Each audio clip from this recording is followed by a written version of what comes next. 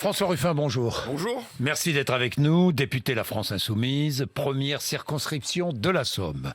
Des enseignants nombreux, des directeurs d'école, des parents étaient dans la rue hier. Réunion en fin d'après-midi après ces manifestations entre Jean Castex et les syndicats d'enseignants. Des décisions ont été prises. Des masques FFP2, 5 millions seront distribués en maternelle. Des masques chirurgicaux seront distribués. Plusieurs milliers de contractuels viendront remplacer les profs absents. Les syndicats sont satisfaits en espérant que les mesures annoncées seront concrétisées. Tout le monde est satisfait. Alors, est-ce que j'avais une question parce que j'ai entendu les syndicats qui nous disaient il faut absolument fermer les écoles dès qu'il y a un cas dans une classe. Fermer la classe. Est-ce qu'il faut garder les écoles ouvertes à tout prix? Moi, d'abord, je voudrais remercier l'institut de ma fille. Je voudrais remercier les enseignants. Je voudrais remercier les profs de mon fils qui continuent depuis 2 ans à faire leur boulot malgré le confinement, malgré le Covid, malgré les protocoles, malgré les réformes et malgré les suppressions de postes. Et moi, je veux les remercier une deuxième fois parce qu'ils font la démonstration hier que quand on se bagarre, on gagne. On gagne pas tout. Et là, on gagne des masques FFP2, on gagne des postes précaires, mais au-delà de ça, je pense que ce qu'ils ont gagné hier soir, c'est un sentiment de fierté.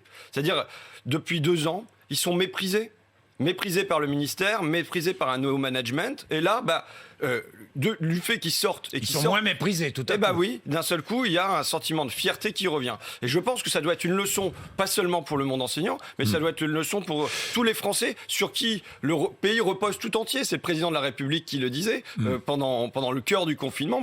C'est sur les maçons, c'est sur les ouvriers de la logistique, c'est sur les caristes, c'est sur les soignants que repose notre pays. Et il faut qu'ils reçoivent de la fierté, qu'ils reçoivent de la reconnaissance, qu'on continue à leur dire merci, mais que derrière, il y ait des mesures qui soient prises sur le plan sanitaire et sur le plan des salaires. Alors, mais je vous repose la question, est-ce qu'il faut garder les écoles ouvertes à tout prix? Moi, je crois pas à un cas de Covid, on ferme les classes. Franchement, non. Mais en revanche, hier, quand j'étais dans la manifestation, les gens, ils manifestaient pas sur le plan sanitaire. C'était pas ça le sujet.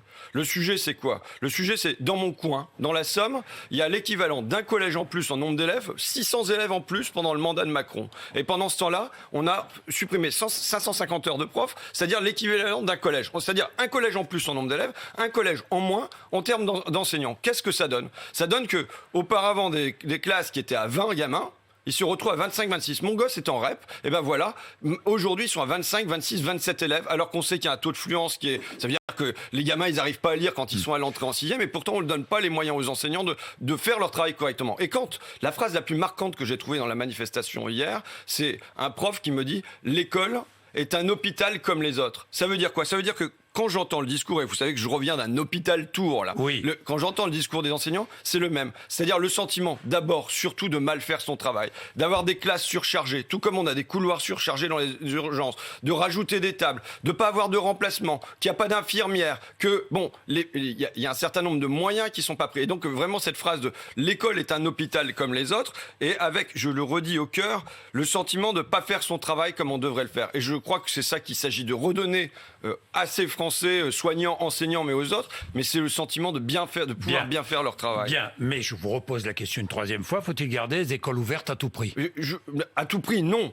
À tout prix, si... Parce que garder les écoles ouvertes, c'est lutter contre les inégalités, vous le savez bien. Oui, mais aujourd'hui, je vous dis, le sujet, il n'est pas sanitaire. Hier, il n'était pas sanitaire centralement dans la il est aussi sanitaire, non, mais tout de même. Le sujet... Il est sanitaire pour les parents aussi, pardon. Oui, mais on fait des protocoles. Je ne sais pas si vous connaissez l'auteur, à des auteurs comme Georges Courteline au 19e siècle, qui décrivait la bureaucratisation de la société. On a l'impression, là, d'une hyper-bureaucratisation avec des protocoles qui sont complètement élysés, à croire que le virus, il va avoir peur des protocoles. Mais non, Jean-Michel Blanquer est un crétin. C'est les gens qu'on pomme au milieu. En tout cas, M. Blanquer, je pense qu'il sait ce qu'il fait. C'est un crétin? Je pense que M. Blanquer... je vous pose la question parce que c'est Jean-Luc Mélenchon. Je pense que malheureusement, c'est pas un crétin. Je pense que M. Blanquer... Crétin utile. Je pense que M. Blanquer, je ne sais pas en quoi il est utile, mais il sait ce qu'il fait. Il sait ce qu'il fait quand, aujourd'hui, il est en train de détruire l'éducation prioritaire. Et c'est ce qui se passe dans mon coin, je vous le redis, je parle en tant que député des Français, mais député de la Somme. Mais quand on a l'équivalent d'un collège qui est supprimé en nombre d'horaires, quand il y a un collège en plus en nombre d'élèves, ça veut dire qu'on assiste à une destruction, en particulier des collèges de l'éducation prioritaire. C'est-à-dire qu'on passe de 20 élèves par classe à 25, 26, 27 élèves par classe. Moi, je vous dis, je veux amener des mesures, moi. Je veux amener une proposition. Je suis favorable à des plafonnements. Un prof pour 15 élèves en maternelle, un prof pour 20 élèves au primaire, un prof pour 25 élèves au collège, un prof pour 30 élèves au lycée. Et dès qu'il y en a un de plus, on ouvre une classe. Voilà ce qui est de nature à redonner le sentiment qu'on peut faire son travail correctement, qu'on peut avoir une approche particulière des élèves quand ils ont des difficultés. Et moi, c'est ça qui m'intéresse, c'est quelle éducation on donne à mes gosses et on donne aux gosses de tout le pays. Est-ce que l'enseignant, il a le temps de venir s'intéresser à chacun ? Bien, et donner sa chance à chacun. Pour l'instant, on a des discours, mais dans les actes, je vous dis, la réalité, c'est la suppression d'un collège dans mon département pour un collège en plus en nombre d'élèves. François Ruffin, le pass vaccinal, vous avez voté contre, il revient à l'Assemblée nationale après le passage au Sénat, vous allez revoter contre, j'imagine. Tout à fait. Tout à fait. Sans surprise. Alors, sans surprise, vous allez m'expliquer pourquoi vous ne voulez pas du pass vaccinal, mais surtout, ce pass vaccinal, tout de même, il sert à quoi ? Il sert non pas à limiter la transmission du virus, on est bien d'accord. Il sert simplement, essentiellement, mais c'est très important, à soulager les services d'urgence dans les hôpitaux, pour ne pas priver des patients non-Covid de soins ou d'opérations. Vous allez être d'accord avec moi ? Monsieur Bourdin, est-ce que vous savez combien de lits Emmanuel Macron a supprimé depuis le début de son mandat ? Il a supprimé 17 600 lits. J'ai eu un fact-checking parce que j'avais dit 17 300 lits, donc Libération est venue vérifier, on m'a dit 17 600. Vous savez combien Emmanuel Macron a supprimé de lits pendant l'année Covid, l'année où il a dit que la nation tout entière était reconnaissante auprès des soignants, qu'il y aurait un après pour l'hôpital, qu'il y aurait un grand plan d'investissement. Le budget de la sécurité sociale qui sort de là, c'est quoi ? C'est 5 700 lits en moins, c'est moins 1 milliard d'euros et c'est 0 réanimateur en plus. J'insiste sur ce 0 réanimateur. Les médecins à l'époque, ils demandaient 67 postes de réanimateurs pour toute la France. C'est franchement pas... Et on leur en donne 0. J'avais appelé ça l'an dernier un budget de la honte, mais vous savez, il y a des moments où on parle et puis ça tombe un peu dans le vide. Moi, je le redis, ça a été un budget qui, d'une part, a diminué la digue matérielle à l'hôpital, et à cause de ça, la moindre vaguelette peut nous submerger, et ça a été un budget qui surtout a diminué, Monsieur Bourdin, diminué la digue spirituelle. C'est quoi ?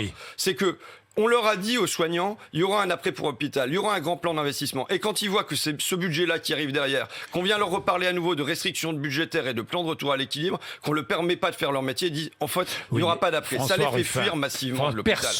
Personne ne conteste le manque de moyens à l'hôpital, le manque de personnel. Parce que si on ferme des lits, c'est parce qu'on manque de personnel. Pas seulement, on ferme des lits aussi parce qu'on fait le choix de fermer des lits. Il y a les deux, et aussi parce que l'hospitalisation de jour a souvent pris le pas sur les nuits passées à l'hôpital. Vous le savez. Mais François Ruffin, ça n'a rien à voir avec... Mais si... Mais, vous aimez. Alors, je suis à l'hôpital. Je vais à l'hôpital de Laval. J'étais à l'hôpital de Laval. Vous savez, avant-hier matin. Oui. Qu'est-ce qu'ils me disent les soignants ? Ils me disent, écoutez, là, dans le couloir qui est derrière moi, on a un monsieur qui a plus de 80 ans, qui est là depuis 3 jours, sur un lit, dans le couloir, avec de la lumière dans les yeux. Il ne peut pas dormir le jour, il ne peut pas dormir la nuit.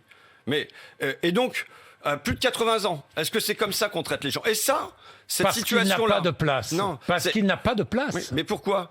Cette situation-là, si vous regardez les dates, elle est valable à Laval, à Saint-Calais, au Bailleul, à Mamers, à Vitré, avant la vague Covid. Avant la vague Covid. Que fait M. Macron ? Il vient transformer quelque chose de l'ordre de décision politique, ce sont ses choix qui ont fait ça, en une naturalisation en faisant que c'était comme si c'était de la faute du virus. Ça n'est pas de la faute du virus, c'est de la faute des décisions de M. Macron. Qu'est-ce qu'il fait M. Macron ? Par ailleurs, il décide que on ne doit plus regarder les décisions qui sont prises d'en haut et qui tombent en bas sur l'hôpital, mais qu'il faudrait que les Français se déchirent entre eux, entre vaccinés et non vaccinés. Je le dis, moi, je suis favorable à la vaccination. Je pense que la vaccination permet d'éliminer les... Pourquoi est-ce que vous ne votez pas le pass vaccinal ? Vous êtes favorable pour des raisons purement politiciennes. Non, pas du tout. Écoutez-moi. François Ruffin, vous avez l'habitude à l'Assemblée nationale de lire, et je trouve ça formidable d'ailleurs, des lettres de Françaises ou de Français que vous rencontrez, qui vous expliquent expliquent leur quotidien, leurs difficultés. Bien moi, je vais vous lire.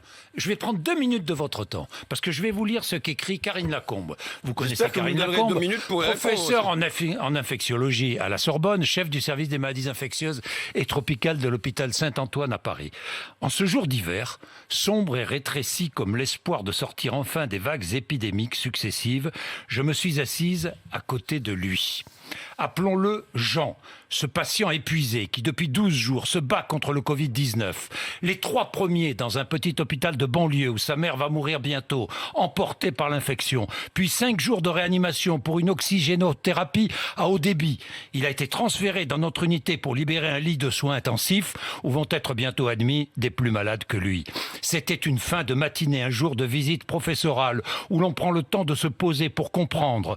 Ses yeux s'entr'ouvrent quand nous passons la porte. Docteur, s'il vous plaît, ne me parlez pas de vaccin. Je n'ai pas encore prononcé un mot et pourtant déjà, lui comme moi, savons que comprendre l'inexplicable passe par les mots que l'on doit poser sur sa décision de ne pas se vacciner et de l'avoir déconseillé à sa mère âgée. Est-ce que je vais m'en sortir ?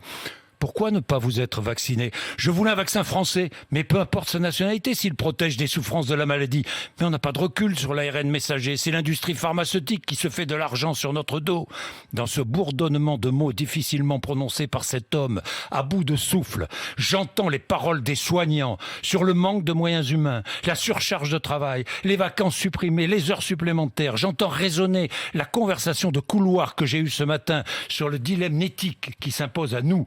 Ou chercher au plus profond de soi la capacité à ne pas juger alors qu'on continue de travailler infecté par le variant Omicron sans vraiment de symptômes dans un hôpital débordé par ceux qui volontairement ont choisi de ne pas se vacciner. Ou trouver en soi la faculté de faire abstraction du statut vaccinal quand on doit offrir un rare lit de réanimation à un patient non vacciné avec une forme grave de Covid-19 alors qu'un autre vacciné ne pourra en bénéficier pour n'importe quelle autre maladie, car arrivé 10 minutes trop tard dans des urgences où plus aucun lit de réanimation n'est disponible. La mère de ce monsieur est décédée, lui aussi. Oui, mais monsieur Bourdin, vous faites comme si j'étais pas favorable au vaccin, alors que depuis 2 ans, ou donc au moins depuis 1 an, je me bagarre pour qu'il y ait des vaccins. Quel est l'objectif du pass vaccinal ? C'est d'inciter à la vaccination ? Non. C'est de contraindre à la vaccination. D'accord ? C'est de contraindre la vaccination en plus de manière hypocrite, en privant de vie sociale les Français qui font un autre choix. Je le redis, moi je suis favorable à la vaccination. Est-ce que vous défendez les Français qui font un autre choix ? Je vous pose la question, je renverse la question. D'abord, 50% à peu près de ces Français, 40% d'après l'INSERM, ne le font pas par choix. Et moi je le dis aujourd'hui, qu'est-ce qu'on a ? La France est le dernier pays européen sur les plus de 80 ans qui ne sont pas vaccinés. Pourquoi ? Parce qu'on ne va pas vers eux. C'est-à-dire qu'à la place de dire il faut contraindre les gens, si vous empêchez les plus de 80 ans... On va vers eux. Vous le savez bien, la sécurité sociale c'est faux, va monsieur vers Bourdin. Vous savez très bien. C'est tout à fait faux, monsieur Bourdin. Je suis désolé, mais c'est faux ce que vous racontez. C'est-à-dire, est-ce qu'à un moment, par exemple, moi, il a fallu que je me bagarre pour avoir un centre de vaccination qui s'ouvre entre Amiens et Abbeville, qui sont les 2 gros pôles de ma circonscription, pour dire il faut un centre qui soit à la campagne. Je suis favorable à ce qu'il y ait des ouvertures dans les salles municipales, les unes après les autres, et que ça soit pas que les métropoles qui aient le droit au vaccin. Je suis favorable à ce qu'on ait, par exemple, les auxiliaires du vie sociale, vous connaissez mon attachement aux auxiliaires de vie sociale, qui passent d'une personne âgée à l'autre et qui aillent suggérer que est-ce que vous êtes vacciné, est-ce que vous voulez vous faire vacciner. Tout ça n'a pas effectué. Mais vous citez une scientifique, je vous cite là 400, 500 scientifiques. Non mais je vous cite 400, 500. 500 de Marseille, des hôpitaux de Marseille ont signé la même lettre. Alors, je vous dis, il y a un article qui est paru la semaine dernière dans le British Medical Journal qui invite les gouvernements à ne pas tout miser sur le vaccin. Et à dire... Il ne s'agit pas de tout miser. Oui, mais d'accord, mais pour l'instant, on mise tout sur le vaccin. À dire, il faut des masques FFP2 pour tout le monde. Quand vous pensez que ça fait 2 ans qu'on est là-dedans et que c'est seulement maintenant qu'on va proposer aux enseignants d'abord des masques chirurgicaux et ensuite peut-être des masques FFP2. Non, pas peut-être. Ensuite, aux enseignants de maternelle, des masques FFP2. On verra, j'espère. Ensuite, alors qu'aujourd'hui on est en rupture de stock parce qu'il n'y a eu pas de politique sur le masque. Deuxième point, les filtrateurs et les aérateurs. La France investit 30 centimes d'euros sur les filtrateurs et les aérateurs. Alors que c'est 30 fois plus en Allemagne, alors que c'est 70 fois plus en Irlande, par exemple. Donc ça, c'est un choix qui n'est pas fait. La levée des brevets, elle est toujours pas. Elle était votée à l'Assemblée nationale. Mais donc, rien à voir avec le pass vaccinal. Mais si, bien sûr. Mais non, c'est comment on amène. C'est pas parce que on peut à la fois vacciner, inciter à la vaccination et fournir des masques FFP2. Non. Monsieur, je pense qu'on serait Monsieur efficace. Bourdin, si on veut la vaccination obligatoire, qu'on le dise, mais qu'on le fasse pas par des Vous êtes contre ou pour? Je n'y suis pas favorable. Je vous redis que dans ce pays, je pense qu'on peut convaincre plutôt que contraindre. J'en suis convaincu. Et que je le dis, là, il y a une vraie stratégie du gouvernement qui est de dire quoi? C'est ce que vient de dire Emmanuel Macron. Mais est-ce qu'il n'y a pas une stratégie politicienne de la part de Jean-Luc Mélenchon et de la France Insoumise? Non, pas du tout. Monsieur Bourdin, croyez à mes convictions au moins. Bon. Croyez à mes convictions. Bon. Et mes convictions, elles sont lesquelles? Elles sont simplement qu'il y a un truc qui s'appelle la liberté dans ce pays. Qu'il y a la liberté. Quand je vois des articles de presse qui nous disent aujourd'hui, les plus de 65 ans qui n'ont pas reçu leur troisième dose seront quoi? Seront quoi? ils seront privés de vie sociale. C'est ça qui est en train de se passer.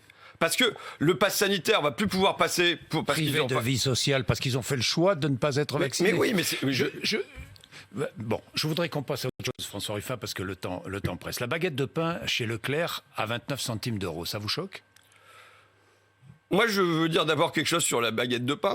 Est-ce qu'elle a le même goût quand elle est prise chez les boulangers que quand elle est dans un hypermarché? Non. Est-ce qu'elle croustille de la même manière? Est-ce que la mie est pareille?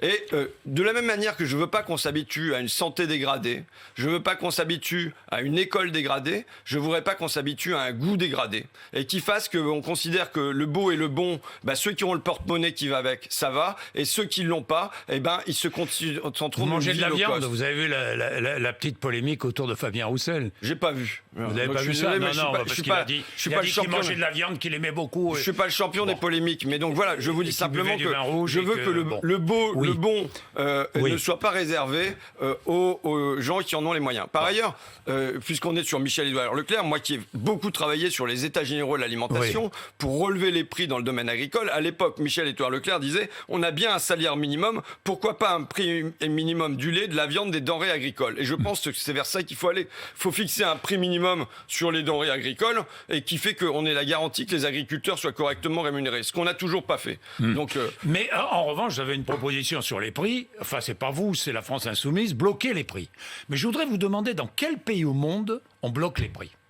D'abord, c'est déjà arrivé, par exemple, si vous prenez le pain, jusque très très tardivement. Pendant la Révolution, ça n'a pas bien réussi. Jusque dans les années 90.